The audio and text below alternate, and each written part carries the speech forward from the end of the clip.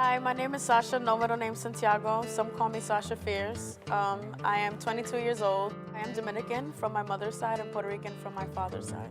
Well, I remember telling my mom, I was like, Mom, I've been thinking and I think I want to go bald. And she was like, let's do it. So there was a barbershop like maybe 4 blocks away from where I live. And we went in and I had my big curly afro out.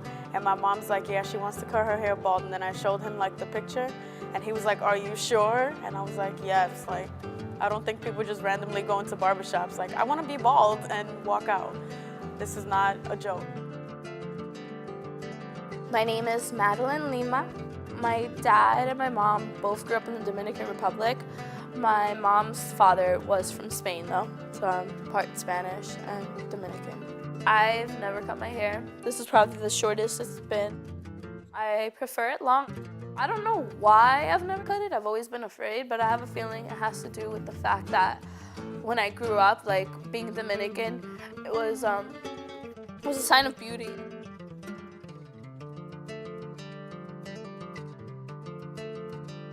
Hello, my name is Leslie Green. I think the misconceptions of natural hair revolve around it, not being traditional, how it looks barbaric, mainly how having natural hair makes you look unprofessional in the business world. Primarily if you're working like a typical 9-to-5 job in an office setting or in corporate America. I think that basically the way that black women have been perceived if they work in corporate America or a typical 9-to-5 job, or they want to be taken seriously in the workforce, they have to have straight, relaxed hair. I mean, it doesn't have to be extremely long, but it should be straight. So I feel like we've been conditioned to view ourselves that our beauty is determined by the straightness of our hair, and natural hair is seen as, unacceptable. My name is Marissa Ward. My mom is Italian and my dad is African American and Bayesian, like from Barbados. The dominant view of beautiful hair is definitely like straight hair. I don't know if it's as far as blonde anymore, but like definitely like straight or like loose curls or waves. Like it would not be like anything along the lines of kinky or ethnic. If you have overarching images of feminine beauty, they're based on what is called Eurocentric, or I have to do like this because race for me is a social construct, but white ideas of beauty and hair. The ironic thing is that the normative beauty thing in this culture is blonde, yet we live in a brunette society. It was very curly, it was very Afrocentric, very big. Like, I had a safari on my head. Like, it was like, welcome to Busch Gardens. Like, when I was younger, I had like these doodle braids. Yo, they were so ugly. In Spanish, I call them mojon braids. She literally would just wet it a little bit, twist it, and that was it. And if I got cranky, my mom did not do my hair, so I would go outside looking all types of crazies. My mom was known for always doing my hair. She always did my hair so well because she went to beauty school, so she actually had experience doing hair. So she always made my hair look so much better than when it was. So whenever my mom wasn't around, people were shocked on how big my hair was, how curly it was, how hard it was to deal with because she did such a good job at hiding it. It was abnormal to see me that way when I was growing up because my mom wanted me to look like a doll. She always, I was the only girl in the family, so she always would do my bangs and either twist my hair up into a ponytail, or I always was wearing pigtails when I got older. So no one really knew what my hair was naturally like. My mom didn't really know what to do with my hair, so she didn't really do anything. I just left it on one big afro poof on the top of my head. That's how a lot of my younger pictures look.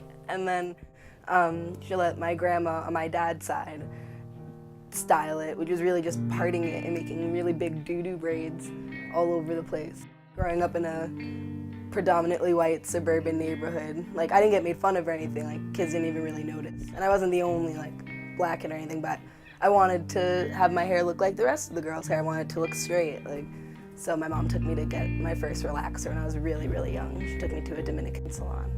How old were you when you got? I don't think I was older than like 7. Yeah, the woman was like, I don't think this is a good idea. And my mom was like, wasn't asking you.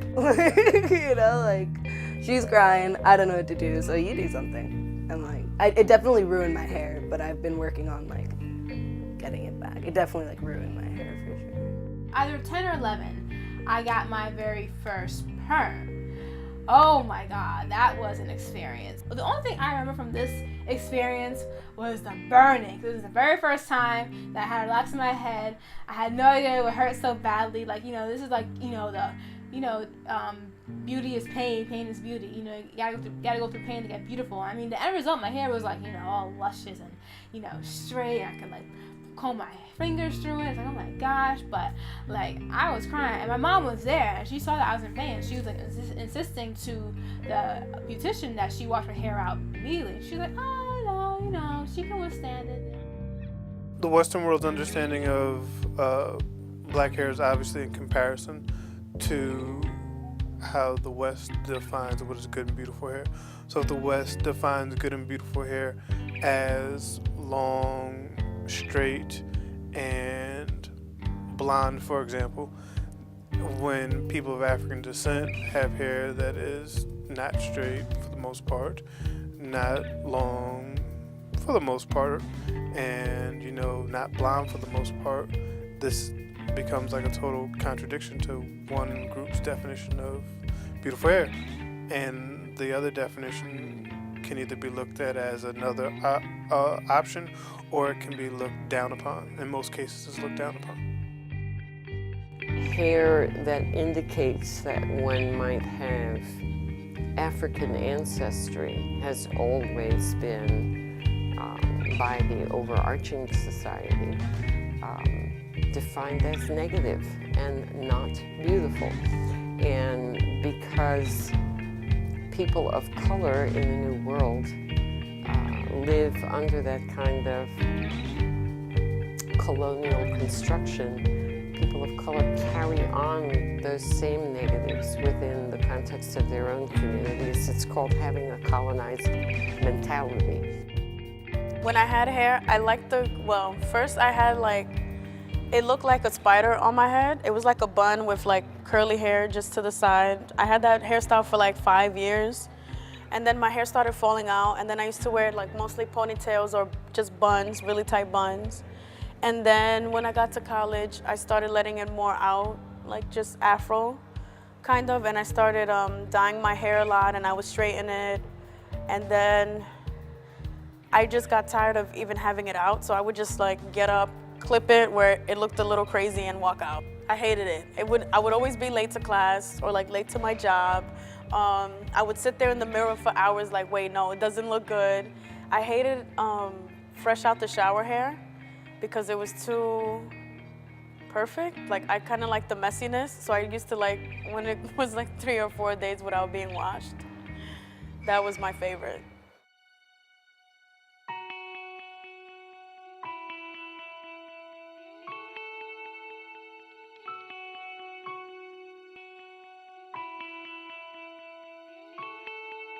The hair story continues, and it hasn't really changed that much. Most young women got not only perms, or then there were the instruments of torture.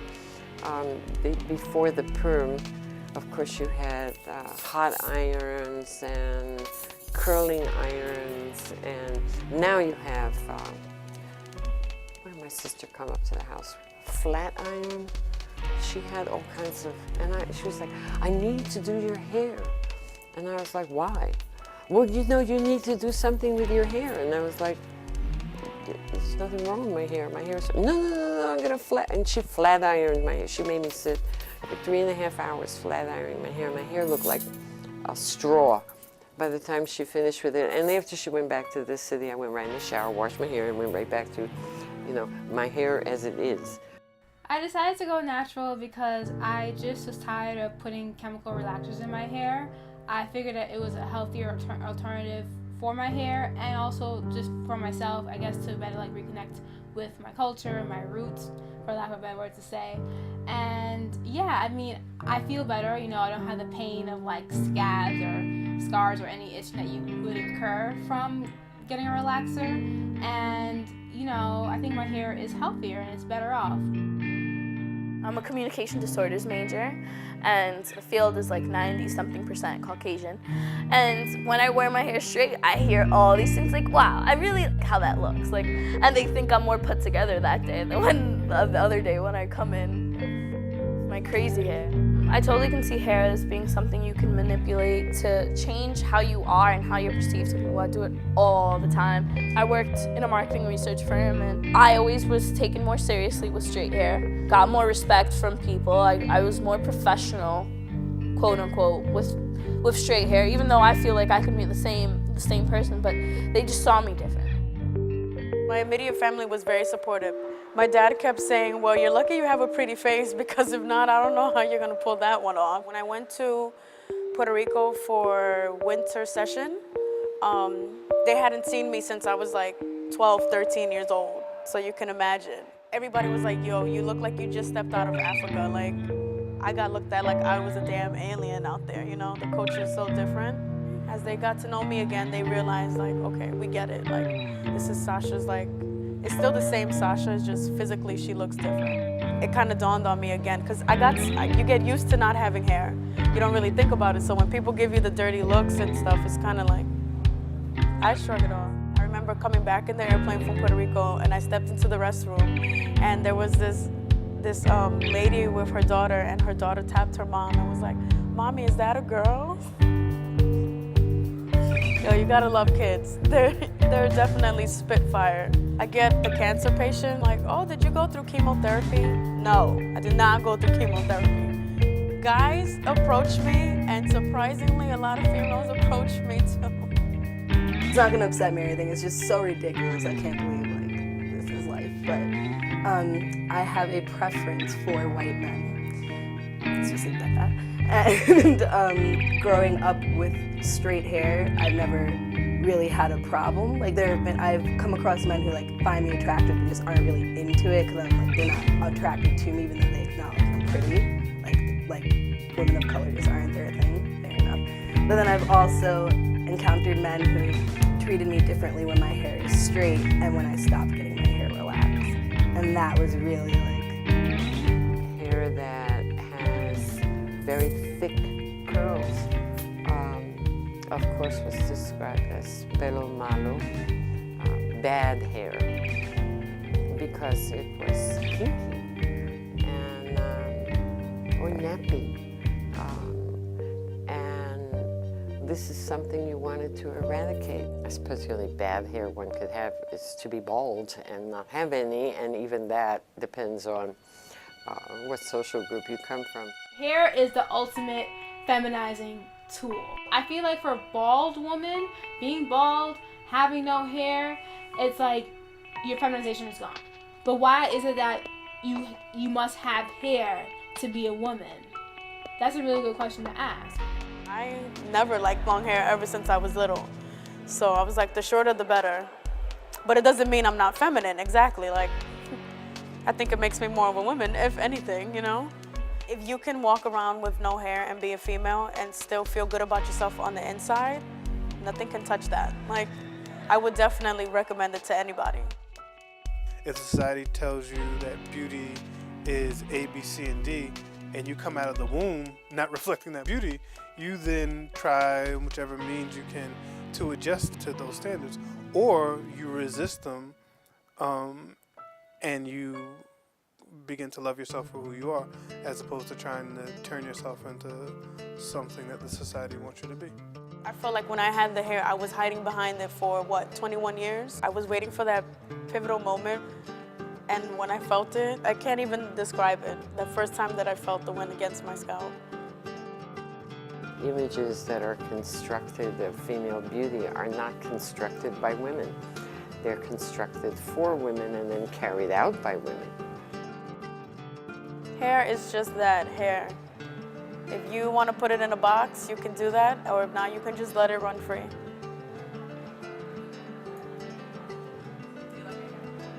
I absolutely love my hair because I still have hair. It's just on the inside of my scalp. Don't forget that. I love my hair. It took me a long time to feel comfortable saying that.